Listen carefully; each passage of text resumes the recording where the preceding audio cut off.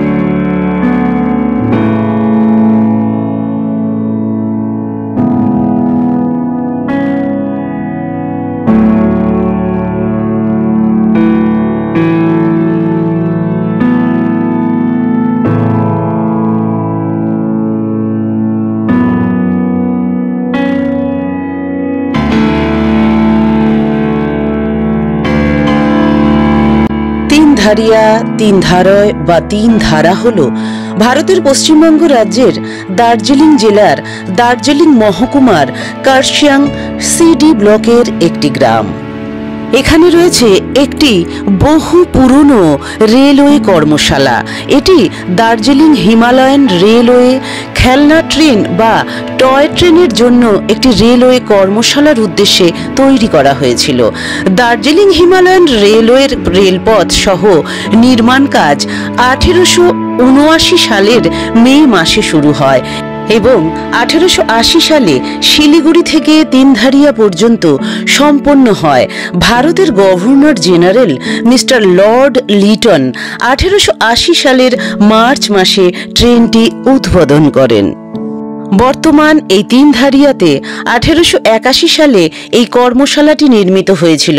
Darjeeling Himalayan রেলওয়ের locomotive, বগি এবং ওয়াগনগুলির রক্ষণাবেক্ষণের জন্য এটি 19 শতকের শেষ ভাগে অস্থায়ীভাবে নির্মিত হয়েছিল। বর্তমান স্থানে তিনধারিয়া কর্মশালার নির্মাণ কাজ 1913 সালে শুরু হয় এবং 1925 সালে এটি চালু হয়। কর্মশালার মোট আয়তন 6670 বর্গমিটার। তিনধারিয়া হল দার্জিলিং হিমালয়ান রেলওয়ে রুটের পাশে একটি রেলওয়ে বসতি শহর, যা ইউনেস্কোর বিশ্ব ঐতিহ্যবাহী স্থান। এটি 3810 বর্গমিটার এলাকা জুড়ে বিস্তৃত। পশ্চিমবঙ্গের দার্জিলিংয়ের মনোরম পাহাড়ের মাঝখানে অবস্থিত তিনধারিয়া রেলওয়ে স্টেশন। স্টেশনটি দুটি প্ল্যাটফর্ম সহ একটি অদ্ভুত স্টেশন। এটি ওয়েটিং রুম সহ এর রিফ্রেশমেন্ট স্টলের মতো মৌলিক সুযোগ সুবিধা প্রদান করে। আশেপাশের পাহাড়ের নির্মল সৌন্দর্য অন্বেষণ করতে আগ্রহী ট্রেকার এবং প্রকৃতি প্রেমীদের জন্য তিনধারিয়া একটি জনপ্রিয় সূচনা স্থল।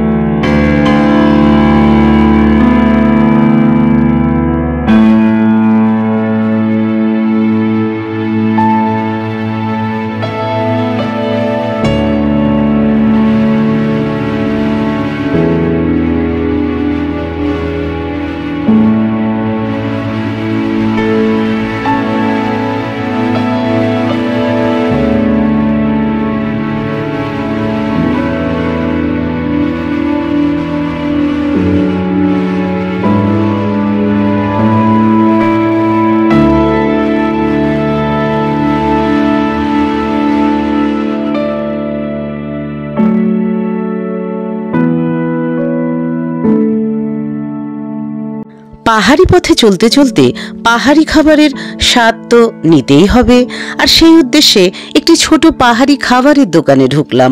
খুব ঠান্ডা লাগছিল, তাই গরম গরম কফি ও সাথে পাহাড়ি ডিশ ওয়াইওয়াইয়ের একটু স্বাদ নিয়ে নিলাম।